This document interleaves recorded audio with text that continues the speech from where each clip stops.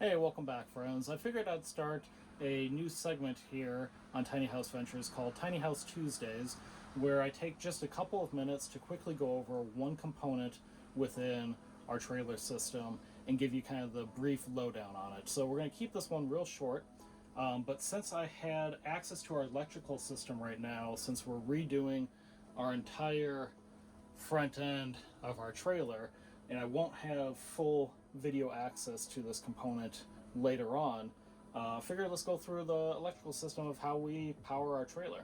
So, as you guys might have seen in a previous video, we have installed 2,730 watts of solar up top, and that comes in straight through a gland right up here, and it runs all the way down, and it runs into this 3,000 watt inverter MPP charge controller Growatt. This is a 48 volt system, so it converts that solar into 48 volts, runs down through our bus bars, comes through a battery disconnect, which is really important for safety, and then comes down to two SOK 24 volt lithium batteries. I run those guys in series, so you can see positive to negative here, and then positive and then negative, to give us a total of 48 volts. So you have to be real careful when working with 48 volts because it can stop the heart if you were to get shocked. So our batteries then power both our DC loads and our AC loads. Let's look at the DC loads first. From the bus bars, we have positive negative coming to a 48 volt to 12 volt converter, coming to a 12 volt distribution box, and that goes to our fans and to our Nature's Head composting toilet.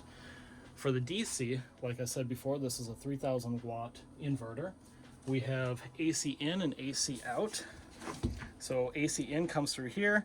Yeah, the wires get extended to run into here because I ran short on wiring, and then it comes out and goes to a junction box down here, a circuit breaker box. So we have two different circuits, one directly for the mini split, which is on at the moment, and then one for our outlets, like this one back here. Now, it gets a little bit of a jumbled mess down here, and that's because there's two different grounding systems when you're dealing with the AC loads for the trailer. We have the trailer ground, and then when we plug into shore, we're using a shore ground. So I need to be able to disrupt the trailer ground so I'm not double grounded going into shore power, otherwise I'm going to trip the breaker on the shore power. To do that, I have coming on the AC out, I have the grounding wire and the neutral wire going to a switch, so I can switch it from solar battery to shore, which I do before I plug into shore power. So let me show you exactly what I mean with that. Okay, so right here we have a ground tester.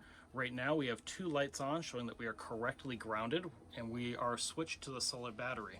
Now if I switch to shore, we have one light, which is the very top option, showing that we have an open ground, and we are now good to plug into shore power.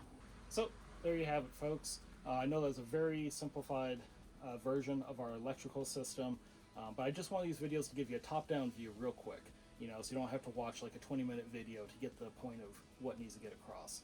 And if you have more detailed questions about the system, let me know down below. I'll try to answer as best as I can. And if you like this type of content, please subscribe to the channel and give us a little like there. I hope to bring more of these 2-minute Tiny House Tuesdays to you. And yeah, we'll see you in the next video. Cheers.